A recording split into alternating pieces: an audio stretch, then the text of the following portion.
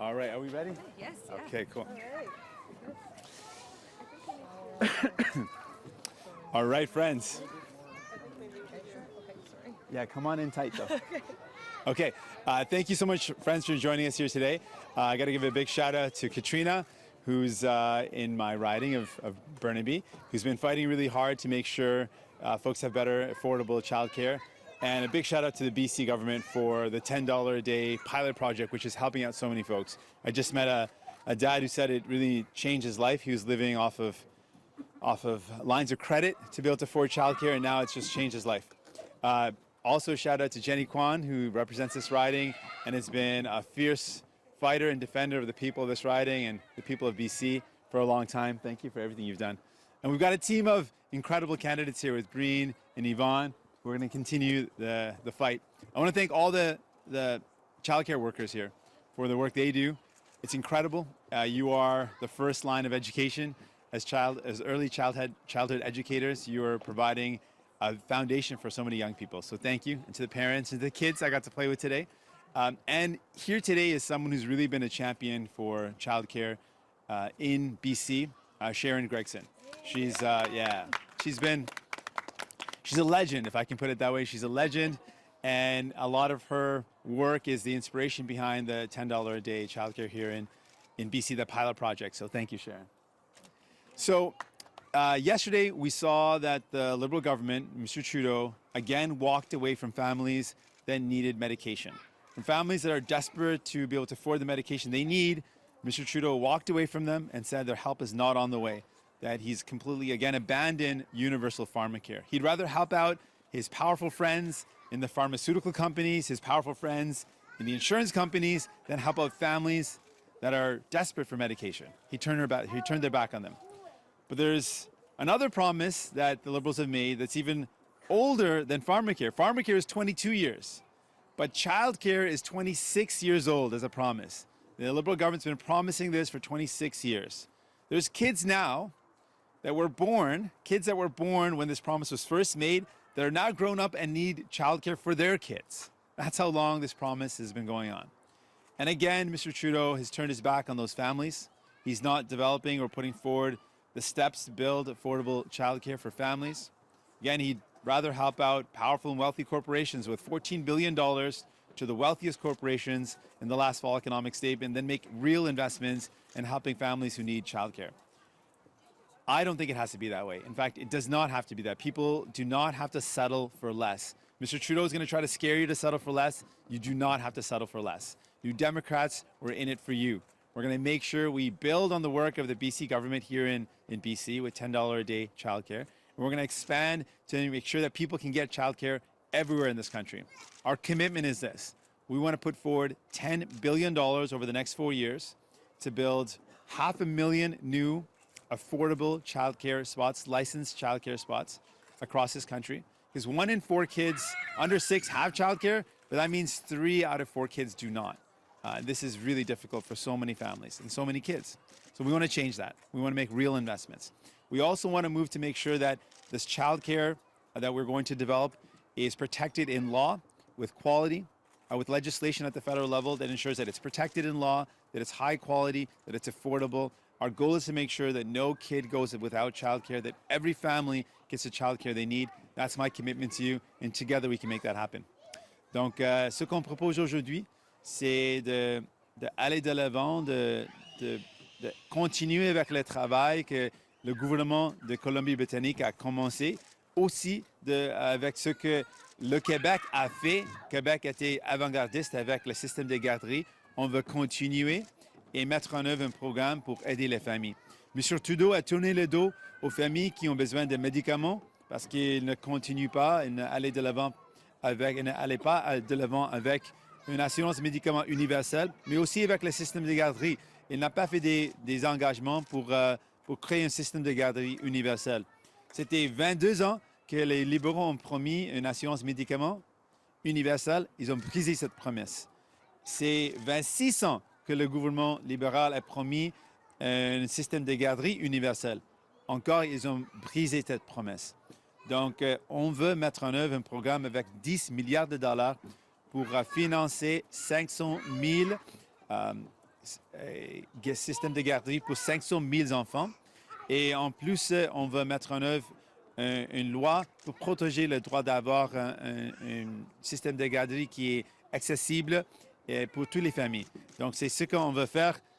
Au lieu que les gouvernements libéraux qui continuent d'aider les plus riches tournent les dos aux familles, on est là pour vous, on se bat pour vous.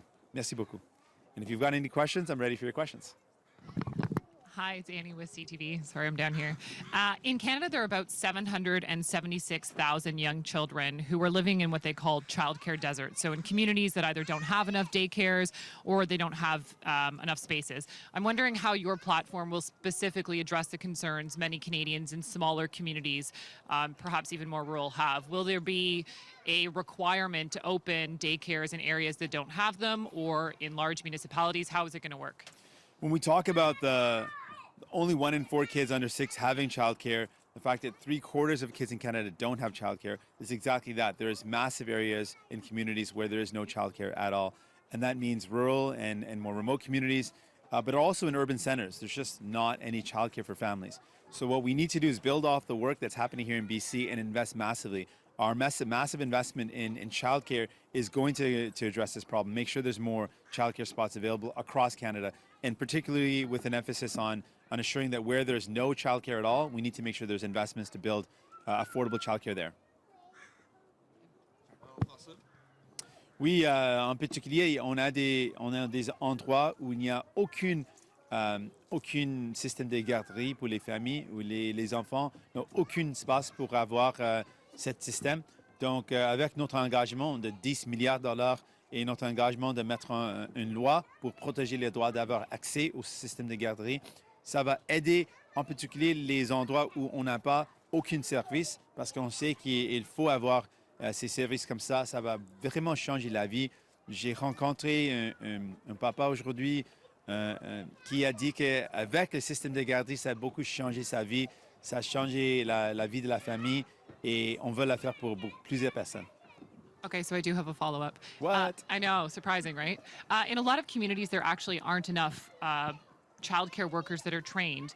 How do you propose to get enough childcare workers who are trained and interested in the profession to be able to fill these 500,000 new spots and give the children the care they need? Yes, thank you for that. I should have emphasized that in my announcement. The announcement for the $10 billion is also going to include a focus on training early childcare educators, but also making sure they get paid well as well, get paid a decent and quality salary to recognize the work, the importance of the work that they're doing. And so those are two elements that go along with building the spaces available, that's training, and also paying the workers adequately to respect the work that they're doing. Donc, avec notre engagement, c'est aussi la formation pour les éducateurs et éducatrices.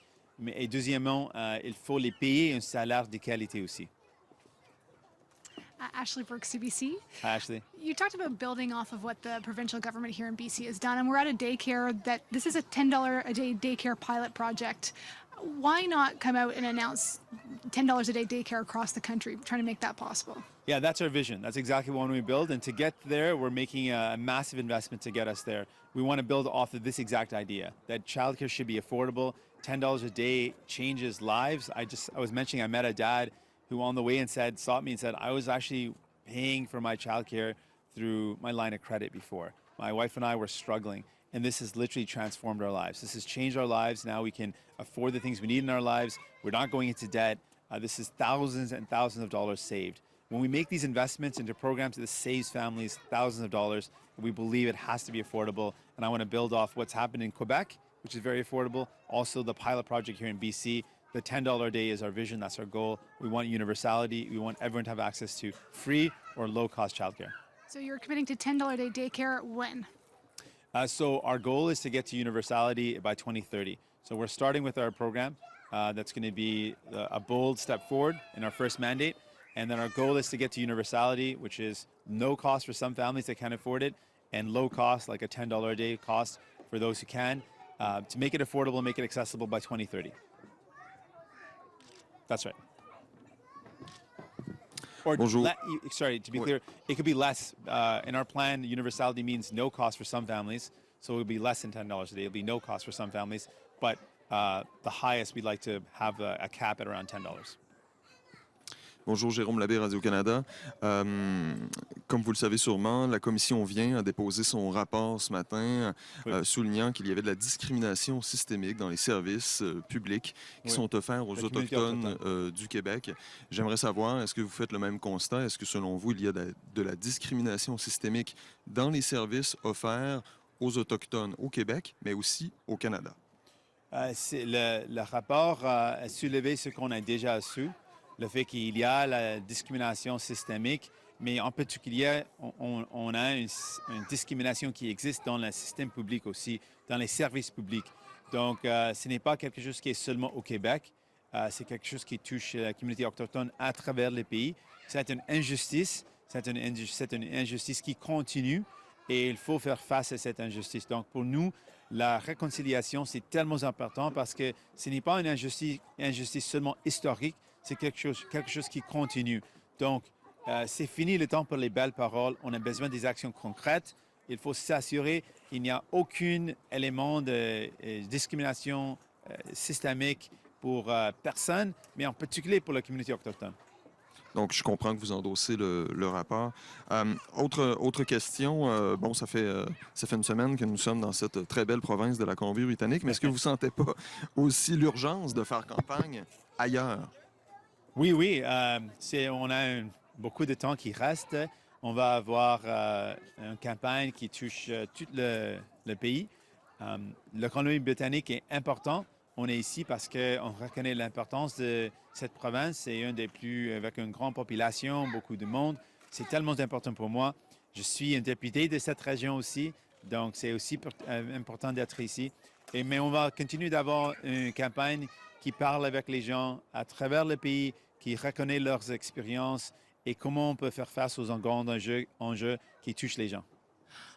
Hi, Mr. Singh, Rebecca Lindell, Hi, the Rebecca. pool producer. While we're talking about outside British Columbia, I want to talk about the 905. Yes. Voters in the 905 chose a different government in their provincial government in 2018.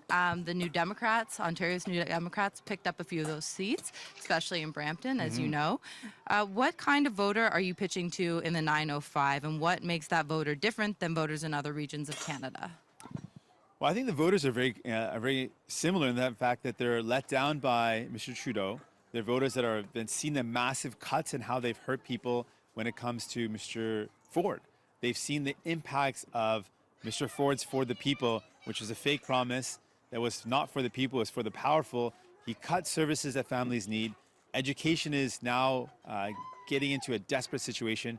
Thousands of teachers have lost their jobs. Classroom sizes are increasing. It's difficult with the current system, with our healthcare. It's becoming even worse now. And those are the people we want to say to them, you do not have to settle for less. You know, Mr. Trudeau is going to scare you and say you've got to settle for less, but you don't have to settle for less. We can put in place a better healthcare system, fund it.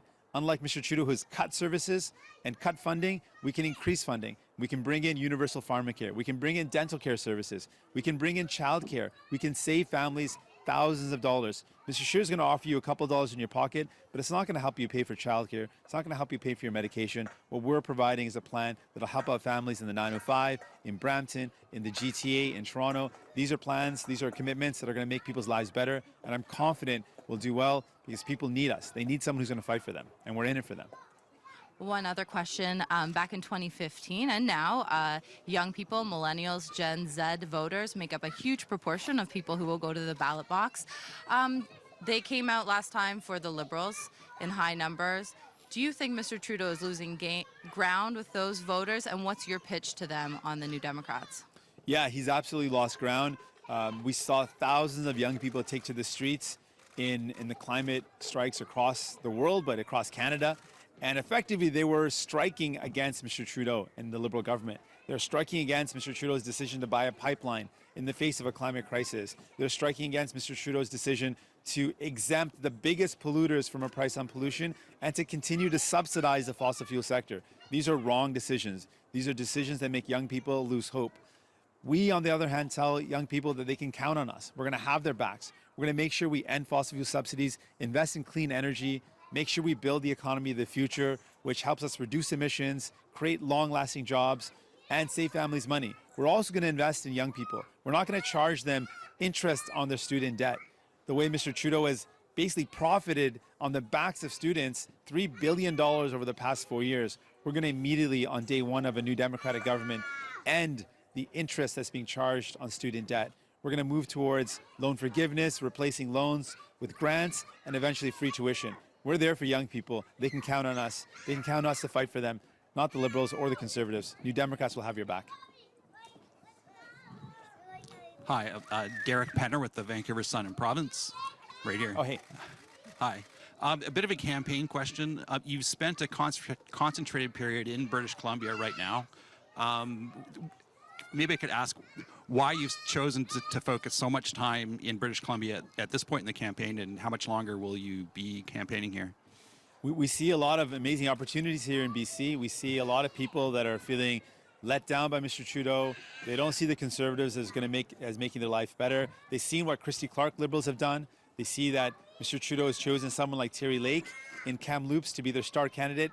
The same Terry Lake who was the Minister of Health when BC was fined $16 million for privatizing services that should have been offered publicly.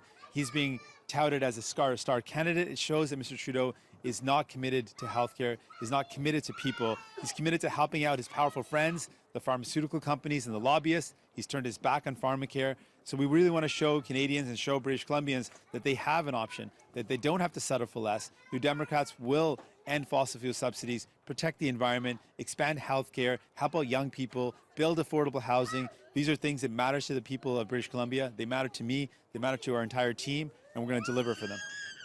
Maybe we could ask, how worried are you in British Columbia about some of the momentum that the Green Party has had? Do you feel seats here are at risk for you? I'm not worried at all.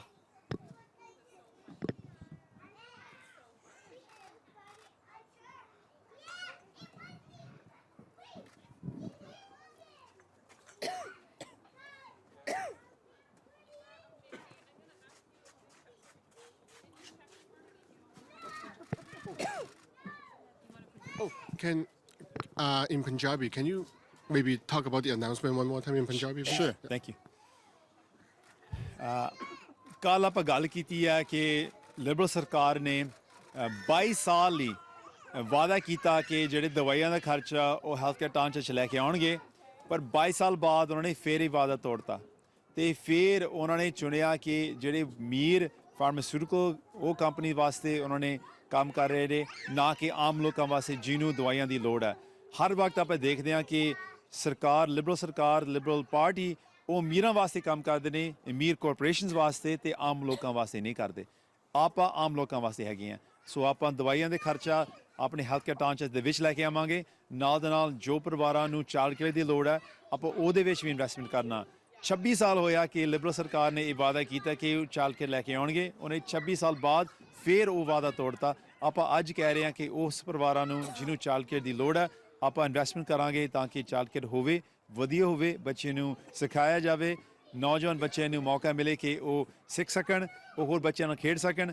ਇਹ ਬਹੁਤ ਹੀ ਵਧੀਆ ਹੋਊਗਾ ਬੱਚਿਆਂ ਦੇ ਭਵਿੱਖ ਲਈ। ਆਪਾਂ ਬੱਚਿਆਂ ਲਈ, ਪਰਿਵਾਰਾਂ ਲਈ, ਆਮ ਲੋਕਾਂ ਲਈ ਕੰਮ ਕਰ ਰਹੇ ਹਾਂ, ਨਾ ਕਿ ਸਭ ਤੋਂ ਅਮੀਰ ਕਾਰਪੋਰੇਸ਼ਨਸ ਵਾਸਤੇ। ਆਪਾਂ ਤੁਹਾਡੇ ਲਈ ਨੁਮਾਇੰਦਗੀ ਕਰਦੇ ਹਾਂ। ਮੈਂ ਤੁਹਾਡਾ ਆਪਣਾ ਜਗਮੀਤ ਸਿੰਘ, ਹਮੇਸ਼ਾ ਤੁਹਾਡੀ ਸੇਵਾ ਵਿੱਚ। Can you also talk about the $10 daycare? Yeah, I touched about it as well. You touched about it. Yeah. Thank you very much, everybody. Thank you so much. Oh, sorry. My apologies. I was premature. Sorry. My colleague had asked this in French, but I'm hoping to get an English answer. Today, the Quebec Human Rights Commission released a report saying that they found systemic discrimination against Indigenous people when it comes to the public services that are offered. Do you share that view in Quebec and across Canada? Yes, this is a concern that's not limited to Quebec. There has been systemic discrimination of Indigenous people when it comes to public services for far too long. We've seen examples of it in the RCMP. When Indigenous people come forward, there's been a lack of recognition for what they're going through, for the violence that they've endured. They've not been treated with respect and dignity. There's been failures in the legal system, in the justice system, in public health, in education. There's been massive systemic discrimination that's existed across Canada, and that's why reconciliation is so important. The injustices that the First Nations and First People of this land face is not historic. it's ongoing. And that's why we need to make sure we tackle that. We say once and for all that we implement the recommendations for how we can move forward, the calls to action, the recent panel or the recent missing and murdered Indigenous women and girls findings and report call for a number of action items that we have to do. We're committed to doing that. The first people of this land demand it, and we need to do it in order to deliver justice to the first people of this land.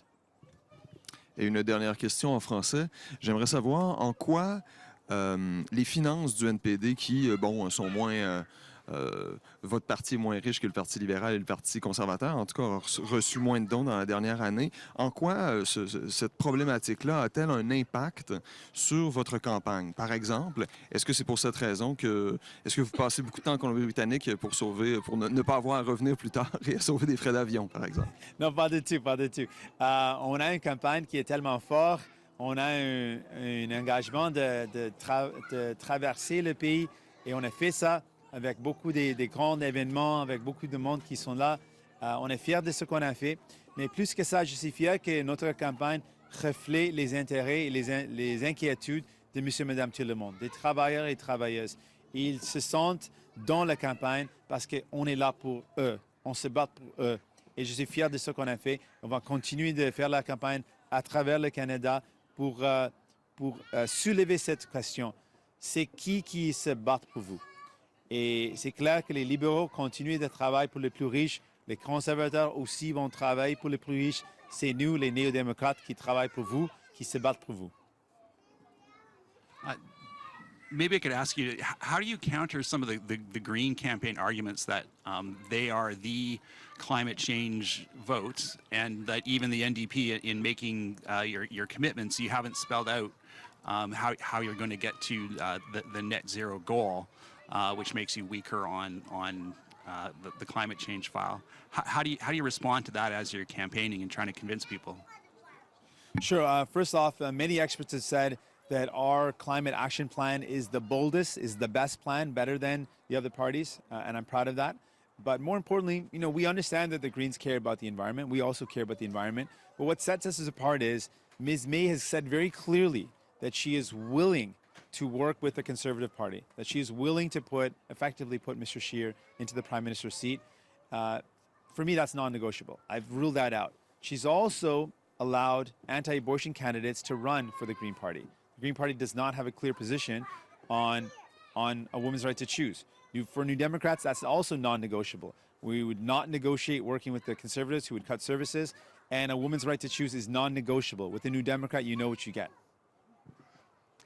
Hi, Camille Baines with the Canadian Press. I don't know if this was asked already. I was late. That's okay. But $10 a day daycare had problems in Quebec with unqualified people dealing with kids and so on. How do you propose to do better than that? And what would you have learned from the Quebec experience so that it's better than what they went through? So Quebec has delivered something that was ahead of its time. It's something that created an affordability that nowhere else in Canada do we see. Now BC has taken up the charge with a pilot project which has created a lot of help for families, which has really transformed families. I've met people regularly that tell me how this pilot project has changed their lives. We want to take that across Canada. Building on those two programs which have done a lot to help families, we want to build a universal daycare or childcare program that's going to help families out across Canada. And that's why we've made an investment, a commitment today of $10 billion over the next 4 years to build 500,000 new childcare spaces. We know this is bold and ambitious, but it has to be done. And our ultimate goal is to create a fully universal and affordable childcare system by 2030, put in place laws that enshrine and protect the right to have childcare and the quality of that childcare.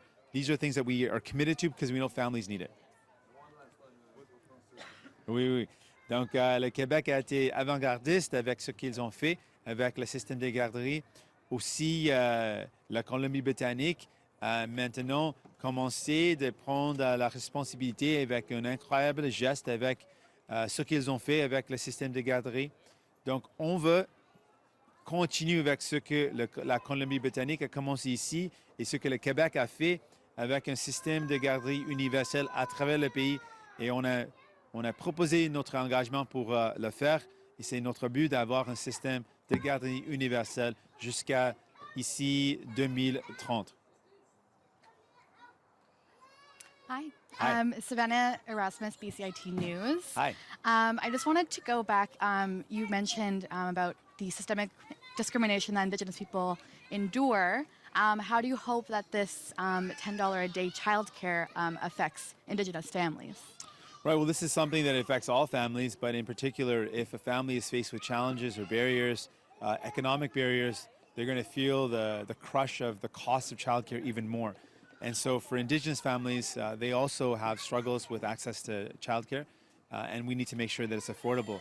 We find that with any of our commitments, whether it's with health, whether it's with the environment, whenever we make commitments, it's those families that have faced more barriers and more challenges that are benefited the most. So investments into affordability for medication coverage and dental services will disproportionately help out those families that have had more barriers. So Indigenous communities, low and no income families, this is going to help them out. And it's something very important to acknowledge that when we make investments in these programs, they help out everyone, but they also help out those who need it most. How much longer will you be campaigning in British Columbia, and will you make it to some of the communities that have been hit in the forestry crisis? The forestry crisis is something that's really hurt BC a lot. We've been on the island and met with some of the folks that have been hurt by that. We know that it's an issue that's hit folks in the interior and in northern BC. We're going to try our best to get across this country. So I don't know exactly the details of everywhere we're going before we go there, but we're trying to get across all of Canada as possible. We are going to be leaving tomorrow to go back east, and we'll be prepping for events and meeting people in Ontario and in Quebec. And I'm looking forward to the campaign, being across this beautiful country and trying to meet as many people as possible, but most importantly, to be able to tell their stories. The families that are struggling and the families in need investments, we want them to know that we've got their back and we're in it for them. Thanks. Thank you very much, everybody. Merci. Thank you. Thank you so much. You okay? You like lost a love there.